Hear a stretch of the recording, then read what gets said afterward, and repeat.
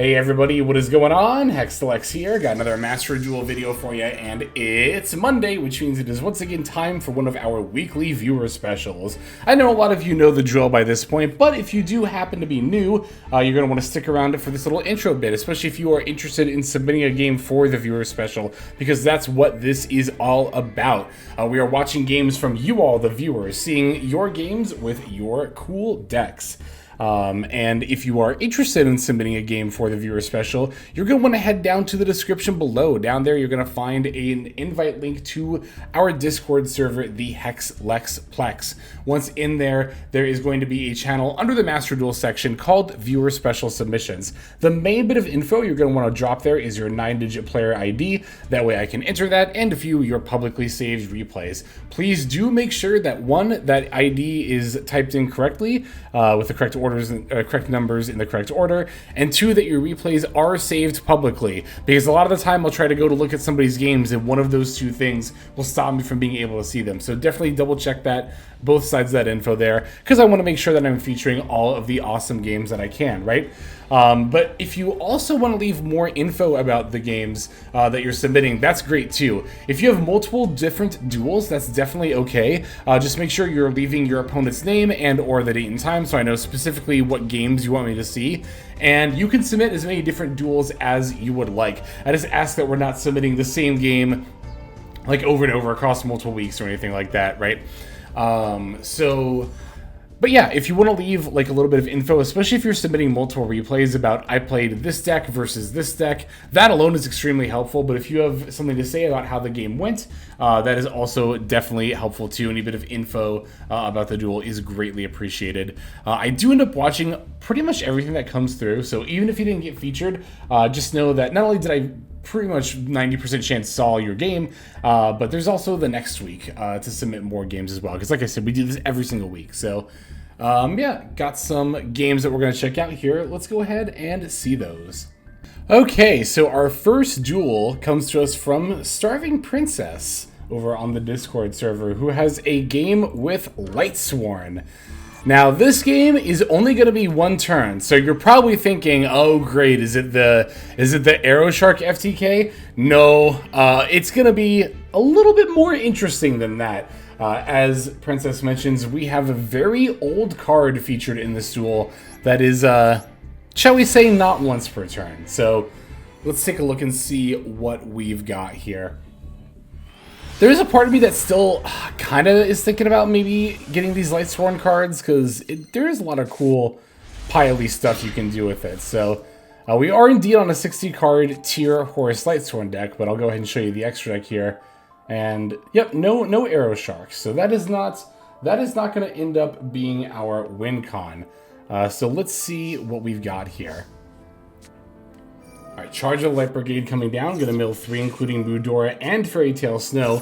Our opponent's going to activate Maxi, which honestly, if your opponent's on 60 cards and leads with Charge, activating Maxi right off the bat is kind of a bit of a liability. Because there is the chance that they could deck you out with something like Necroface or an abundant number of special summons, or perhaps our featured card that is, shall we say, not once per turn, Manticore of Darkness. For those not familiar with this card, this is a level 6 Fire Beast Warrior with 2300 attack and 1000 defense. It says during the end phase, if this card is in the graveyard because it was sent there this turn, you can send 1 Beast Warrior, or Winged Beast monster from your hand or face-up field to the graveyard. Special summon this card from your graveyard. So we have a copy here in hand that we're going to send off, and we just milled another copy. So some of you might already be able to see where this is going. So these cards were both sent to the graveyard this turn, so during the end phase we'll be able to send one of these tri-type monsters, as it were, to bring them back. The Manticore is also a Beast Warrior, so we are going to be able to loop with these. In fact, Manticore, I think, was even limited at some point in the distant past for this exact interaction. Although in the past what you would do is you would use it with Card of Safe Return to draw out your whole deck and win with Exodia, I think is how you would do it. I think you could also burn as well. So here's the Cross Sheep, right? We're going to make that, summon out the Manticore. Now Manticore activates because they were both sent to the graveyard. But the Manticore is not once per turn, so they're going to keep summoning themselves. And rather than Necroface, it looks like this is going to be our Max C win con. Opponents they impermed the Manticore. Does not matter here because these are activating from the graveyard. So they're just going to keep continuously reviving over and over again. Our lab opponent, I guess I didn't mention we're on lab, or against lab rather, is going to try to activate some furniture here to maybe set a big welcome, but yeah, we're just going to keep summoning Manticores of Darkness, and they're going to keep drawing a card for each one summoned. Now, they could, in theory, get like an Ariana or a Coup Clock here, right? And then maybe activate the trap card, but that doesn't do anything. They would have to banish one of these Manticores out of the graveyard, unless they're on like DD Crow. That's not really going to happen, because these aren't even light or dark, so Bestials won't even do it. These are fire monsters here. Oh my god. Okay, here's another piece of furniture being pitched with a transaction rollback to set another big welcome from hand. I didn't even realize that furniture could set from hand. That's wild. I don't really know what other circumstances you would want to. Okay, here's the Coup Clock. We're activating Manticore. Yep, naturally. But the Coup Clock, doesn't that say we have to, like, control a monster? You can activate one if you control a Labyrinth monster. Yeah, that's what I thought. So yeah, we're not actually able to use Coup Clock. Ariana would be able to, or not Ariana, Arius, the butler, would be able to set one from hand and activate it, but it'd be kind of wild if they weren't playing Arius, or maybe they just haven't drawn them yet. That is a possibility. Okay, they're going to transaction roll back here for the Imperm. That's still not going to do anything. Oh, poor opponent is just like desperate to do anything against this loop here, but not going to be enough. It's actually really funny. It's funny too because it's also like much less resource intensive than like the Necroface card destruction. I guess the drawback here is that like card destruction is a pretty, decent enough card in its own right in like a tier limit deck, and I don't know, Necroface isn't really, though. But, I mean, it's a level 4 monster, I guess, if nothing else. And it does put back your banished stuff. Like, I guess the argument here, if you're comparing using Manticore of Darkness to Maxi reverse FTK, as opposed to using Necroface to reverse FTK, is that the Necroface engine, so to speak, with the Fairy Tale Snows and stuff, has more, like, those individual pieces have more application than Manticore of Darkness do, but with the Necroface package, you have to invest, not only the URs for the Fairy Tale Snows, but you have to invest deck space for the Fairy Tale Snows, for the Necroface, for the card destruction, whereas here, it's just 2 Manticore of Darkness. So, pros and cons to both, definitely. Definitely a very creative way to punish your opponent for resolving a Max C against you. So, hell yeah, that's some good stuff. Thank you very much, Princess, for that submission. Of course, we do have some more. Let's go ahead and check out the next one. Alright, for our next submission here, we have Lunar Shade, who I think is a first-time submitter, so welcome. Lunar Shade submitted quite a few different replays showing off the RDA package. Both, actually played 3 different ways, not just both. It was played pure, with Bestials, and then with Centurion. Now, I've had my eye on the Red Dragon, Resonator package for quite some time. Of course, as a Synchro enthusiast, I am always exploring more Synchro options. So I was quite keen to check these out. And I'm going to feature just one of these games, but just know I watched actually all of these and had a great time doing it. So I think the game we're going to want to watch is with RDA Centurion, and I believe it's this Duels Cup game here up against Rescue Ace, if I recall correctly. It should be this one. Let's see what we got. Alright, hopping on into Le Duel. Alright, we're going second.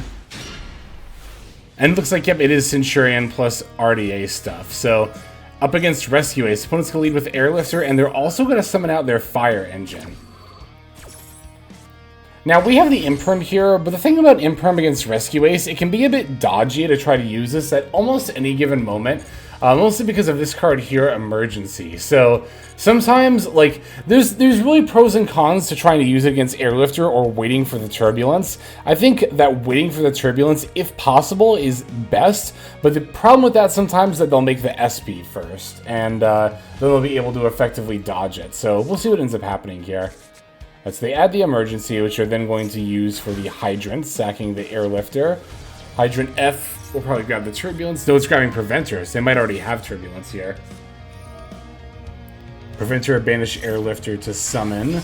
Link off preventer and fire engine for SP. Preventer F to summon the banished airlifter. Now we're linking all three for Appaloosa? Interesting. Okay. Well, that's pretty good for us. Ah, okay, so here's the turbulence. So, yeah, I think they definitely should have just held the SP here, because, yep, now we can turbulent, or imperm the turbulence, and they can't set 4 anymore. I think they might have been anticipating an effect Veiler. I wonder if they could have, what did they banish for turbulence? It was airlifter, fire engine, and what do we have in the yard? Okay, so they definitely had more stuff to banish. What our opponent should have done, I think they misplayed here. They definitely should have summoned the turbulence while the SP was still on the field. I don't fault them for wanting to go into an Appaloosa necessarily, but they could have, again, turbulenced with the SP still on the field to dodge the imperm. They would have been able to make Appaloosa at that point, but of course they would have had set 4 turbulence SP. And then if we didn't have imperm here, then in the turbulence just resolved, then they could have made an Appaloosa if that's what they were trying to do. But pretty good for us. We just have to deal with the Appo and 1 back row. Appaloosa's not that big of a deal either to deal with. Gonna start by Crimson Resonator, activating that effect. They're going to negate with an Appo. That's already 1 of 3 gone, and we haven't even really made any kind of a major commitment to our board state here. Got the Stand-Up Centurion. We're going to pitch the Crimson Resonator to summon the Primera. Got the Wake Up Centurion to pull out the level 8 token here. Now we can Primera to summon itself and then activate, and they'll probably... Are they not even negating with the Appaloosa? Oh, they have a Contain! They had 1 of the back rows anyway, so this, I believe, negates the effect, and then also... If they had Hydrant, we wouldn't be able to use it as a material, but they don't have Hydrant, so we can. That's another reason not to make Appaloosa there, I feel like, because you could just end on SP Hydrant Turbulence, which is better because then you get your bonus effects, but... Alright, so we're going for Auxilia. I was going to say, there's no way they don't Appaloosa this here. Have we committed our normal summon? I don't think we have. We haven't. We do still have the Crimson Gaia here. However, we're just going to move to battle first. Battling over the Appaloosa definitely makes sense. After that, we're going to activate the Crimson Gaia and use the effect. But the opponent's last card is an Ash Blossom. While that is a little annoying, at the same time, that is their last card. So if we could just get this Turbulence off the field, we're going to Stone Sweeper F for the Soul Resonator, Normal Summon Soul Resonator. Now we can activate to add the Red Lotus Flame Crime to our hand, which we can special activate to burn. Now we're going to sync for 6, and this will probably be the Red Rising. Yep. Okay, Red Rising F, we get to pull out the Soul Resonator. Red Lotus F lets us send a normal trap from the deck to the graveyard. Red Rain! Now we're actually very familiar with this card from a previous viewer special submission. This card's actually just cracked. Once you start resolving this, it's literally just a board wipe banish every single turn because it keeps coming back from the graveyard. It's actually insane how good that card is. Alright, this is going to be 3+6 for the Red Dragon Hot Archfiend Abyss, which will negate the Turbulence to stop them from setting 4, and then we also have the Red Rain. And then Auxilia even gets to set up the Primera, so... Except the monsters with the highest level. And then they're unaffected. So they're going to reset using the emergency. Turbulence is going to activate. We, of course, negate with the Abyss. So no set 4 for the opponent. They're going to switch to defense and then concede, because, like, even if they do successfully use Contain to negate 1 monster effect, like, well, actually, we could even just negate it with the Archfiend Abyss. So we're going to resolve a Centurion line. We already have the Red Rain to threaten, like, a board-wide banish every single turn for monsters. And, yeah, I don't think there's any realistic way of them coming back here. So that's very good stuff. Thank you, Lunar Shade, for, again, not just that one game, but all the different RDA games you submitted. It's very much appreciated. Let's take a look at our last game for this week's special.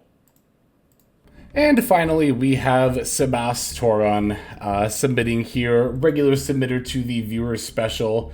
I think we have a game here. It's going to be this one. Yeah, we're going to see a nice little bit of trickery in order to win this duel here. Looks like we are going to be playing Kashtira versus Centurion for this duel. Alright, let's see what we got. We're going second. Opening double Ogre, double Theosis Di-Fi. Definitely not the best going second hand here. Opponent's going to lead with the Trudea, placing the Primera in the spell trap, Primera summon, and then of course F to search out the field spell, which is going to come down here. Oh, they have the Wake Up as well for the level 8 token. So here they don't even have to use the field spell in order to set up the Gargoyle in the spell trap. They can just use the token to sync. Gonna add a Phalanx here, makes sense. Gotta play the field spell. I was gonna say, I thought they weren't gonna activate it for a second, and then Phalanx. So it's a very standard kind of Centurion setup that we got going on here. Imperm gonna draw that for turn. Primera's gonna get summoned right at the start of the main phase. So what actually happened here is this isn't necessarily the start of the main phase, but actually the end of it, because the little bit of trickery we did here that was mentioned in the little info blurb is that we're actually faking an evenly matched in order to get our opponent to commit to the board, which is definitely not a bad call at all. Definitely not. So that's why our opponent's like suddenly doing the Primera and Trudea and all this stuff, even though we haven't taken any actions, right? Is because we threatened to go to battle phase. So the opponent got the prompt like the main phase is about to end. Do you want to do anything? And sure enough, looks like they are going to go for the Crimson Dragon. Moving into the battle phase, we're going to imperm the Crimson Dragon. They're going to chain the Phalanx on the aforementioned Crimson Dragon, which does not actually let them summon here, because it says return this card to the extra deck, and if you do. So that is an if you do effect. Of course, we do not have the evenly. We're simply going to Ogre for prep, activate the Di-Fi. Opponent's throwing out the Maxi here, which makes sense because they're not going to be able to after this. So Di-Fi is coming down. Ogre effect is going to activate. We're going to look at their top 5. Droll, Primera, Callby, Droll, and Callby. Wow. So we're going to banish one of the Droll. I wonder if that was which Droll that was. Because if it was the 1, 2, 3, 4, 5. If it was this Droll, then they still have one on top of their deck. Oh, I think we did this one, and then we banished 1, 2, 3 just now. And so now their top card is Callby. I see. Okay. That is something you gotta make sure that you're keeping track of with the Ogre there. Using the Arise Heart to banish their Auxilia. Taking their Crimson Dragon so that it doesn't come back. That's brutal. And then we have the preparations as well. God, so good. Alright, opponent's going to Emblema Oath for a Primera in the spell trap. We're going to use the Arise Heart F to attach an Ogre. Normal summon Trudea. Preparations F is going to bring back the Fenrir here. Trudea F is going to activate. We're going to use Fenrir to banish the Trudea from the spell trap, so they just have the Gargoyle and the Primera. And yeah, that's going to be it. There's not really much else they can do after that, so hell yeah, that was some good stuff. A nice little bit of deception. A good bluff never hurt anybody. Well, I guess it hurt our opponent in this case, but good stuff. Thank you very much for that submission, Sebaston, and as well as thank you to everybody who submitted. As always, as ever, we could not do this series without everybody submitting games every single week. So even if you didn't get featured, again, your submissions are always appreciated. And, like I said before, there is always the next week and the week after that and all that fun stuff. So, all right, this is going to go ahead and do it, though. Let's move on now to our outro. Hey everybody, Hexlex here. Just want to give you a huge thanks for watching all the way to the very end of the video.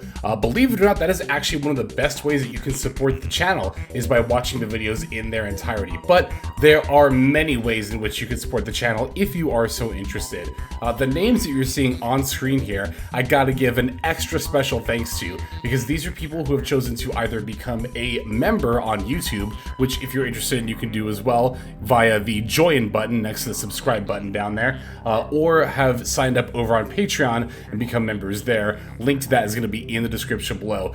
Without the support that is being offered by, again, all the people that you're seeing on screen right here, I would not be able to take the time to dedicate to uploading daily YouTube videos. So thank you so very much. But there are also other ways you can support as well. Again, link to the description below. If you like my deck tracker that you'll see in a lot of my videos, the Untapped Companion, you can download download that for free, and if you use my affiliate link down there, then that also goes a long way towards supporting the channel. That's, again, free. So is subscribing here on YouTube. That's also free and a huge way to support. You can also check out Twitch, once again linked in the description below. Following and subscribing over there will not only support as well, but also give you notifications of when I go live if you want to catch some of the live streams. But really, no matter how you choose to support, it all adds up and it all definitely means the world. So thank you, each and every one of you. For now, this is Hexlex. I'm going to be signing out. But more than that, I'm hoping that you have a fantastic day.